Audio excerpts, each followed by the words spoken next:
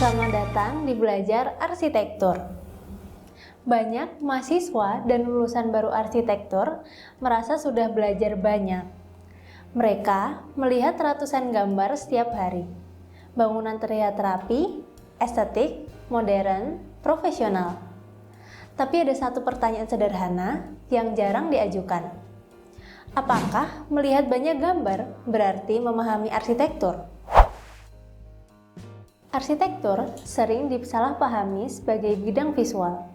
Padahal, visual hanyalah lapisan terluar.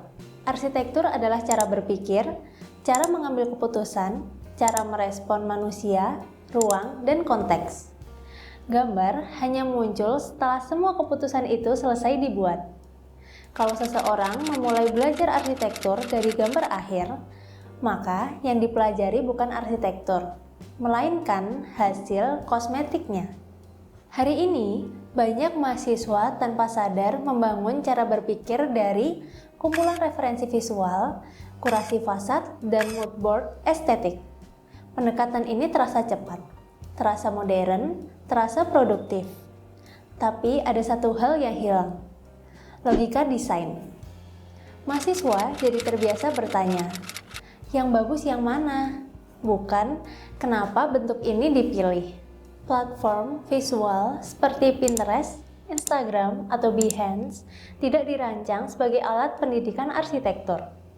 Platform ini menampilkan hasil akhir, menyembunyikan proses, dan menghilangkan konteks.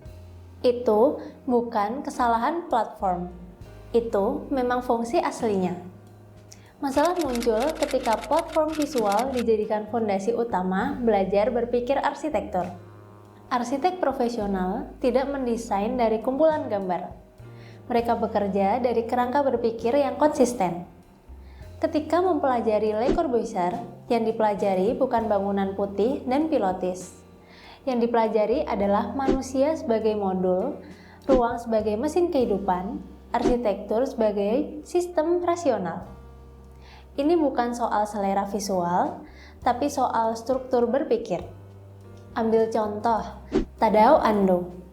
Banyak orang mengira Ando identik dengan beton expose. Padahal, beton hanyalah medium. Intinya adalah cahaya sebagai elemen ruang, kesunyian sebagai pengalaman, disiplin sebagai sikap desain. Tanpa memahami ini, meniru beton expose hanyalah imitasi kosong. Setiap garis dalam gambar arsitektur adalah hasil dari pertanyaan yang panjang. Siapa penggunanya? Bagaimana iklimnya? Apa batas tapaknya? Apa tujuan ruangnya?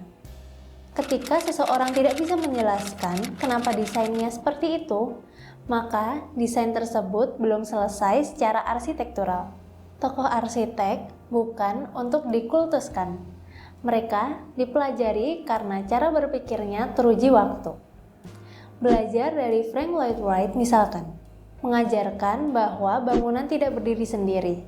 Ruang harus menyatu dengan alam, tapak bukan hambatan, tapi panduan. Ini adalah prinsip, bukan gaya. Mahasiswa yang terlalu bergantung pada referensi visual akan ragu mengambil keputusan sendiri, takut desainnya tidak cukup keren, dan selalu butuh pembenaran eksternal. Di dunia profesional ini berbahaya, karena klien, kontraktor, dan konsultan tidak bertanya referensinya dari mana, mereka bertanya kenapa desainnya begini. Belajar arsitektur juga membutuhkan alur belajar yang jelas. Pertama, teori, tokoh, prinsip. Kedua, latihan berpikir, analisis tapak, eksplorasi ruang. Dan yang terakhir, referensi visual sebagai alat bantu, bukan sumber keputusan. Jika urutan ini dibalik, hasilnya mungkin cepat terlihat, tapi rapuh. Perlu ditegaskan, Pinterest bukan musuh arsitektur. Ia berguna sebagai katalog visual, referensi atmosfer, inspirasi presentasi. Masalahnya hanya satu, Pinterest tidak bisa menggantikan proses berpikir, dan arsitektur hidup dari proses itu. Kalau hari ini kamu merasa desainmu sulit dijelaskan, konsep terasa kabur, keputusan desain selalu ragu, mungkin masalahnya bukan kurang referensi, melainkan kurang fondasi berpikir.